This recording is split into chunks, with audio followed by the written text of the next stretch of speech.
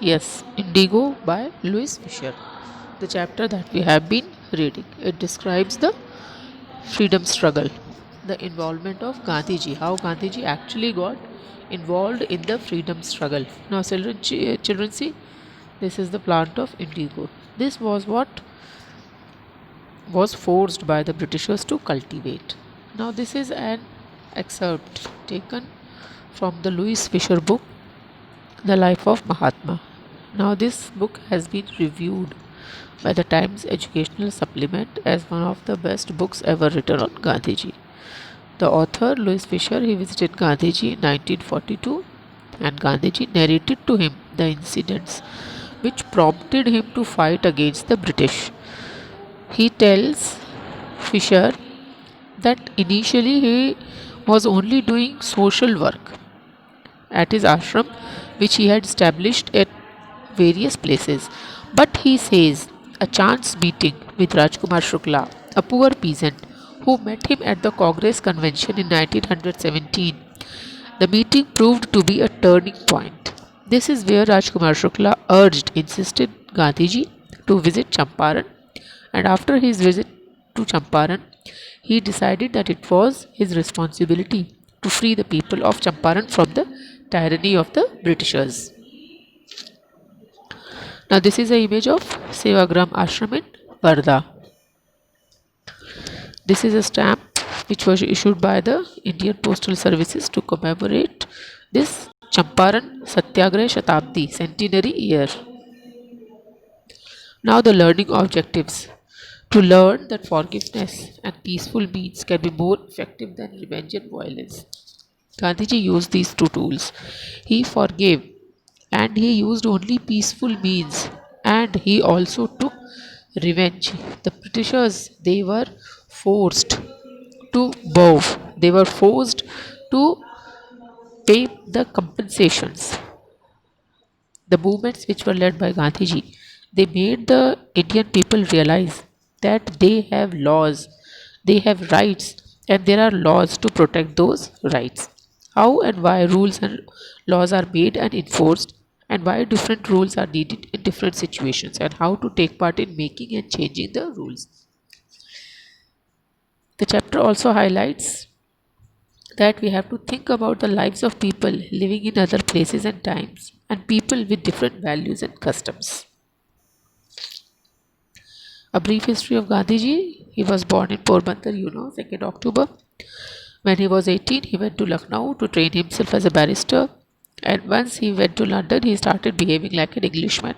He took to ballroom dancing, and he took a dislike to his landlady's boiled cabbage.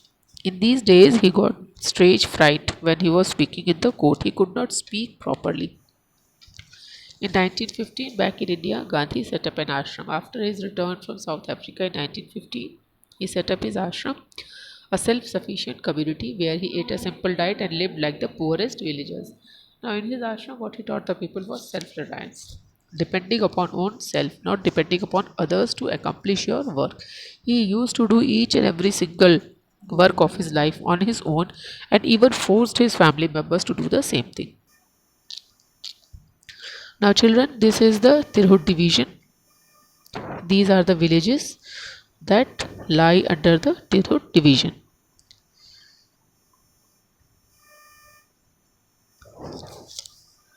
This is Motihari, the headquarters of East Champaran district in the Indian state of Bihar, and it is 72 kilometers from Muzaffarpur. See how many villages come under this district.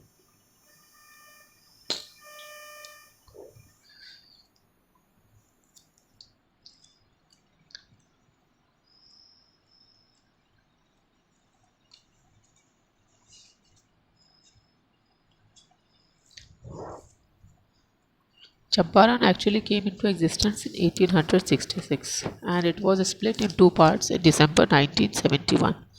The two districts were Purvi Champaran and Paschimi Champaran. The headquarters of Champaran was Betia, and the headquarters of Paschimi Champaran was Motihari. Earlier, also in 1914, they have revolted against this tyrannous system of indigo sharecropping at Pipra, and in 1916 at Turkolia.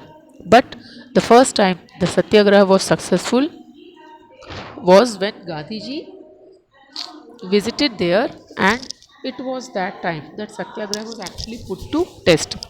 And the result was that inquiry commission under Frank Shai was formed, and on the basis of whatever investigations and results were drawn, a law which was called the Champaran Agrarian Law. It was passed in 1918, and thus it ended the sharecropping system which was followed by the Britishers. Now, the Lucknow session of December 1916, where Gandhiji had come. It was actually a pact between Indian National Congress and Muslim League, which hoped for Hindu Muslim unity. The cordial relations were established between extremists, means the Garamdal, and the moderate Naramdal factions of Indian National Congress. 2,301 delegates and many visitors attended the session. Now, Rajkumar Shukla and Gandhiji. During the 31st session of the Congress in Lucknow in 1916, Gandhiji recalls that he met Rajkumar Shukla, who was a representative of farmers from Champaran, and he requested him to come and see for himself the miseries of the indigo farmers in Champaran. Probably he had come to discuss about his problem, and someone there in Lucknow, they told him to meet Gandhiji. He met Gandhiji, and we have seen that he was very resolute. He started following Gandhiji, and he followed him till the time till the time a proper date for visiting Champaran was fixed by Gandhiji. Gandhiji also later wrote in his biography that had I not met this poor farmer, had I not visited Champaran on his entreaty, I would never have known the actual situation of the atrocities which were inflicted on the poor English farmers.